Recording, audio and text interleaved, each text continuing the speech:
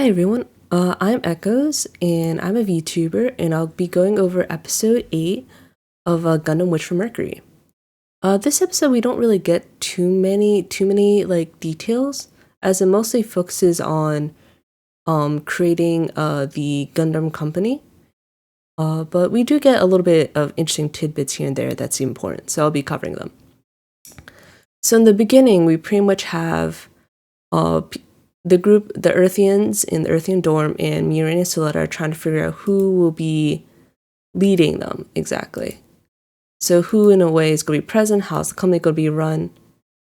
It's like, shouldn't we just do whatever she wants to do, or something along those lines? And like they're sort of not involved, but in a way, Miorine wants to involve everyone because the whole company will be run by this group of students. So in a way, it is a student startup here. That's interesting. So it's more about trying to figure out like how they're going to make money, what is their goal, kind of thing. And they eventually, because Miorine is the head of the company, they decide to make her president for the most part. We also gain a little more information on each of the students, a little more about what their strengths are. Get the opening again. Nothing new here. And then this guy's the former head. This guy only wants money. So everyone has their like own goals in mind and their ideas about it. And it causes a bit of conflict within the group itself about like, is what we're doing right or not? And Miorine also spends some time looking into what Gundam is, because she took over older technologies of the Shinsei company and also of the Pale group. So she has to understand what exactly she's building. So you see here is that Miorine is asking Prospera about more details. So especially where the aerial is involved, because they're trying to replicate the aerial technology. And is aerial really safe? Can she be mass produced? That kind of stuff. That's rather important here, because the question is whether the aerial can be replicated. So Prospera sends Miorine all the info, and people will trust numbers over any words because numbers are considered fact. Well, words not so much. Mass production is not possible. I've pinned down the basic elements of the Gundam format. So it looks like even after so much time has passed, it looks like they weren't able to get all the information taken originally from the Vanadis Institute for whatever reason. And then she's saying that Miorine has to look into it herself too. And also she's reminded her father, telling her that the Gundam's curse is a heavier burden than she may originally understand. And then you see here that Suletta is asking her mother about why she originally said that the Gundam technology, why she originally said that the aerial wasn't a Gundam. You can see that here that she's fostering a little bit of doubt against her mother here, especially with how she acted in the previous episode. And then you see here where Prospera is doing a demonstration with her armor again, showing that, like, are you scared of something that may seem foreign to you? And Suletta is not, because she's used to her mom's arm. And he explains how people cannot help be scared of what they don't understand, and respectively the unknown. That includes the Gundam technology. Gundams will remain in people's minds as forbidden machines, and respectively a forbidden technology, because of their original side effect of harming people. And you see here that this part's really creepy, where you see how Suletta has like her eyes open and wide like that? It doesn't feel normal, if you can tell. It feels incredibly forced. Oh, that's why you wanted to. What Prospera says is that she wanted to protect Ariel, and yes, here she mentions that she wants to protect Ariel, and Suletta from harm, and you can see that even here she has this like, what do you call it? She acts kind of like a god here. You're my beloved daughters. It feels like very orchestrated, but also kind of scary too. And you see that here. You can see that Suletta forgives her mother pretty much instantaneously, and she'll obviously protect the Ariel, everything, and do it for her sake and everything. If in a way, it feels like more rather than Suletta being her daughter, it feels like she's being incredibly brainwashed and manipulated to a point that's actually kind of frightening. And you see here, Miorine is thinking that it's like, isn't this kind of strange? Like, why is Suletta being so subservient to her mother? Like, she has no thoughts of all about taking revenge in any way, about trying to disobey. It's like I had some doubts, but since you answered my doubts, I'm going to just obey you without a thought, pretty much.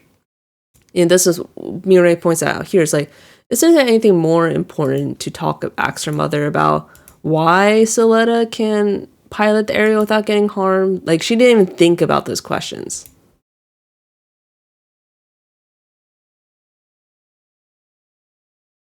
And Suletta pretty much always says the same thing. Always says that Ariel and I are family, which is not wrong, but it does show that she doesn't really think beyond of like initial explanation. She's like, oh, I'll just accept this because this is the way it's always been, kind of thing. And then we'll see Shaddiq a lot here. He's sort of poking his nose around everywhere.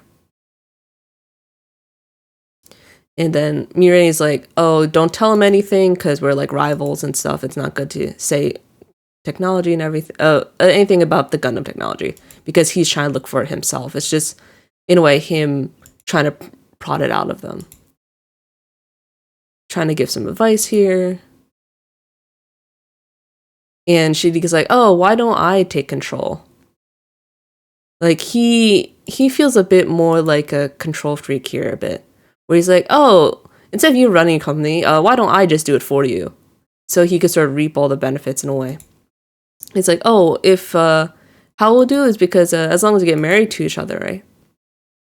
And then Suletta misunderstands, oh, they like each other, but Miorine thinks obviously not. And then she says, this part's important here about Shaddiq. He was raised in an orphanage run by the Grassley family.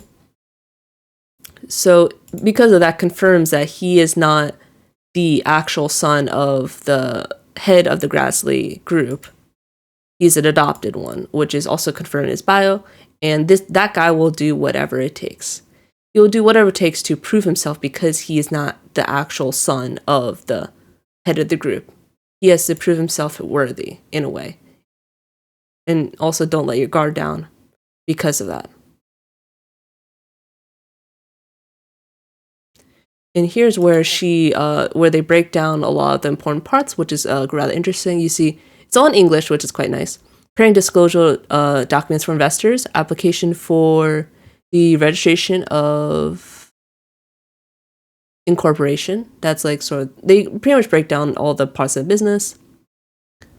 Articles inception to Banneret Group legal, business plan to the committee, business plan for the student business group, documents for the Banneret Group, review committee, license for PR video, documents to open corporate account for money, application for the R&D financial transaction business, application MSP factory, application to the establishment of sustainable enterprise.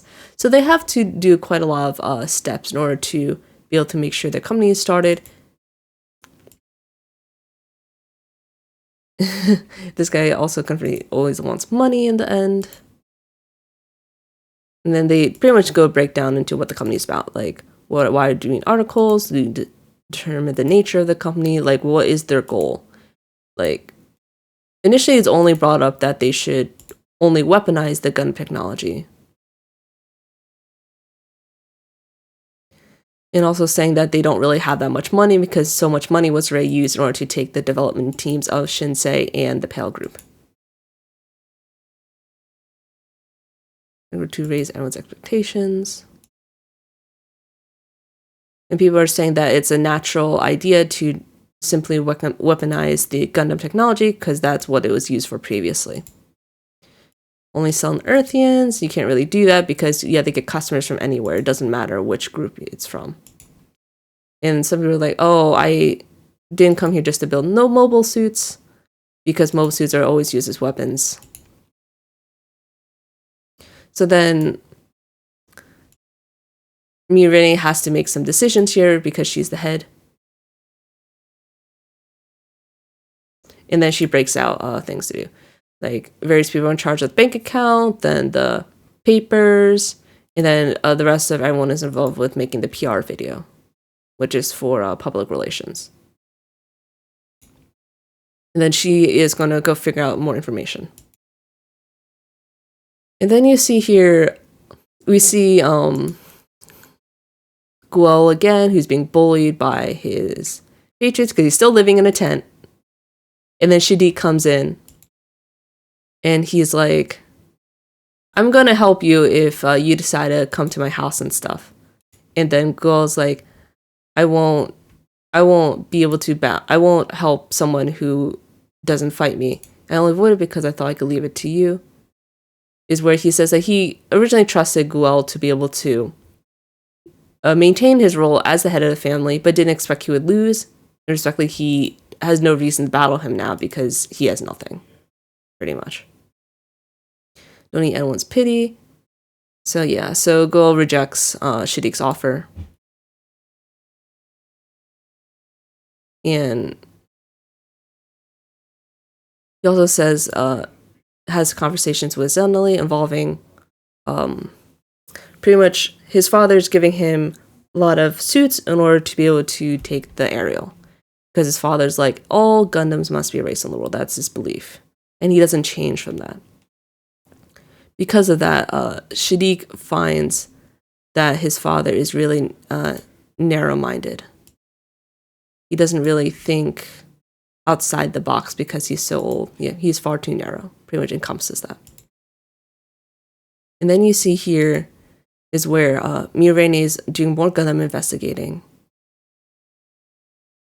She now is going to the Pale Group now, since she already spoke with the Shinsei Technology, who is Prospera's mother. And then she learns about the original purpose of the Gundam technology. And she's wondering, like, why did all this happen? Why did witches happen? Why were Gundams created? And she said that she was and this woman originally saying, oh, I only wanted to do the original ideals of why Gundam technology existed, which was that it was originally used for medical purposes. And then this lady originally talks about that as well. And then Shaddiq comes in again, trying to poke at her a bit more. And he's saying, like, if you could make you can make Gundams just as strong as Ariel, then people will just buy no matter what.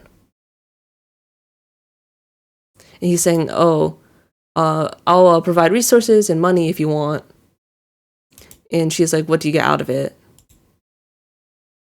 And also poking at him again, saying, oh, doesn't your dad not like Gundam? And he's like, I'll convince him somehow. And he also talks about how they did a business project together. So sort of going with a shared purpose. And you see here, like, he has his offer in hand, but his face is covered in shadow. Whether it's night, because of the nighttime, I don't know. But it does look like sort of making a deal with the devil. It gives off a sinister vibe here, especially since he's talking to her dead at night, not even in the day. And she is very much aware of that. And they're making the PR video, which is quite funny. And then they go over the Vanadis Institute ideals of it being originally used for medical technology. And it was originally used in order to surpass original human limitations. So this becomes the next mode of the group to kind of become the next version of the Vanadis Institute.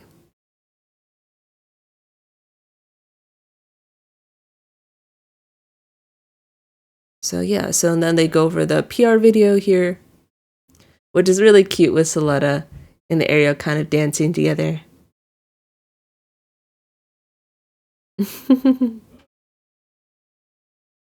And she looks so like awkward.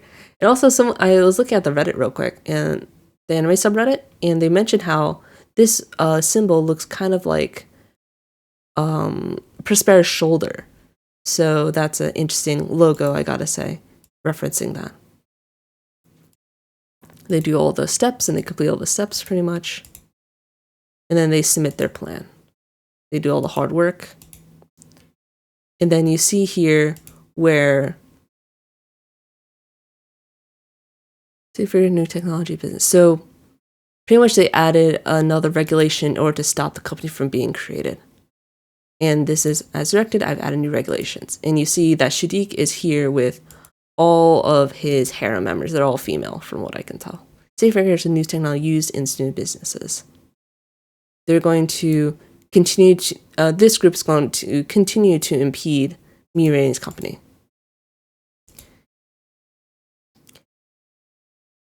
And they're all like different types of women. And you can see that Shaddiq is doing this in order to impede Miorine's company and also benefit himself. Where like, oh, if I'm going to continue to block you, then you have no choice but to rely on me kind of thing. Instead, they may take the Gundam through a duel. So that could be the next episode where Suletta is forced to fight against Shaddiq in order to keep the aerial again and also prevent the aerial from going into the hands of Shaddiq and the Grassley group. So yeah, so not too much this time around, but we definitely get a little bit of setup, a little bit of company creation, and then the next episode title is also kind of interesting. If I could take one step toward you, and also it's narrated by Shaddiq. So it's probably going to be another Shaddiq. We're going to get more of a Shaddiq heavy episode next time around. And yeah, we're pretty much like already like 2/3 into the series already. We're making good progress. So yeah, hope you guys enjoyed that. And I'm looking forward to next episode where I learn a bit more about Shaddiq since we don't really know about him that much. So yeah, all right, take care.